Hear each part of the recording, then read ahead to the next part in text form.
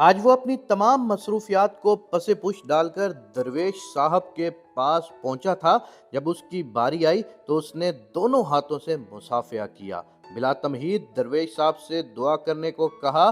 दरवेश ने नौजवान के कांधे पर हाथ रखा और बड़े जज़ब से दुआ दी, अल्लाह तुझे आसानियां बांटने की तौफीक अता फरमाए।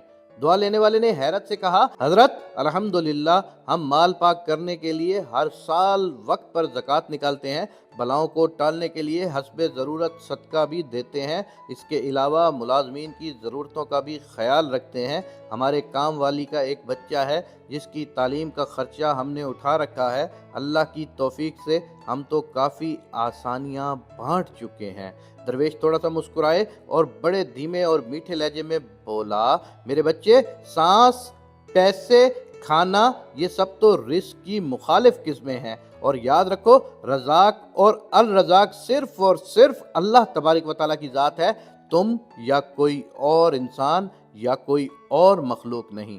तुम जो कर रहे हो, अगर ये सब करना छोड़ भी दो तो अल्लाह तबारक व तआला की ज़ात ये सब फ़कत एक साथ में सबको अता कर सकती है। अगर तुम ये कर रहे हो तो अपने अशरफुल मखलूक़ात होने की जिम्मेदारी अदा कर रहे हो। दरवेश ने नरमी से उसका हाथ अपने दोनों हाथों में लिया और फिर बोला, मेरे बच्चे, आओ मैं तुम्हें समझाऊं कि आसानियां बांटना किसे कहते हैं। कभी किसी उदास और मायूस इंसान के कंधे पर हाथ रखकर पेशानी पर कोई शिकन लाए बगैर 1 घंटा उसकी लंबी और बेमकसद बात सुनना आसानी है। अपनी जमानत पर किसी बेवा की जवान बेटी के रिश्ते के लिए संजीदगी से तगोदो करना आसानी है।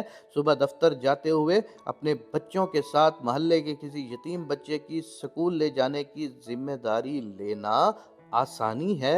अगर तुम किसी घर के दामाद या बहनोई हो तो खुद को ससुराल में खास और अफजल ना समझना आसानी है।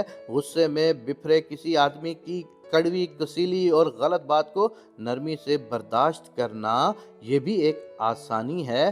चाय के खोखे वाले को ओए कहकर बुलाने की बजाय भाई या बेटा कहकर बुलाना भी आसानी है।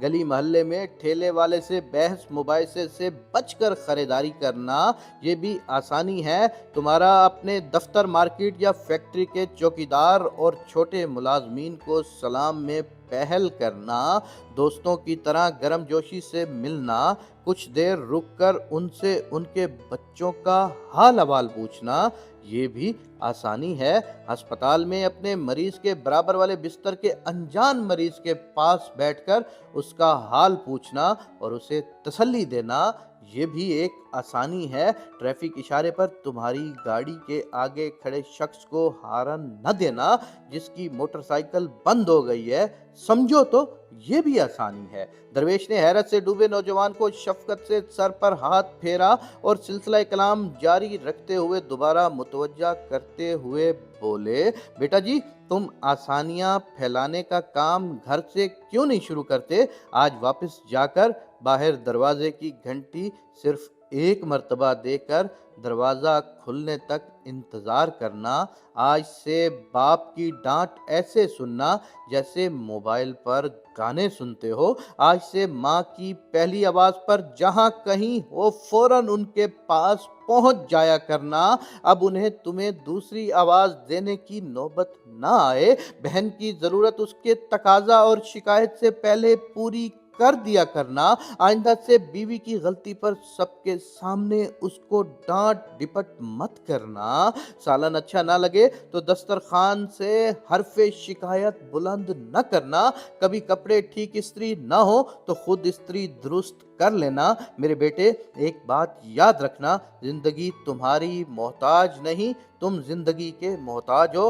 मंजिल की फिक्र छोड़ो, अपना और दूसरों का रास्ता आसान बनाओ। इंशाअल्लाह ताला मंजिल खुद ही मिल जाएगी। आए सच्चे दिल से दुआ करें कि अल्लाह तबारक व तआला हम सबको आसानियां बांटने की तौफीक अता फरमाए। आमीन या रब्बुल आलमीन।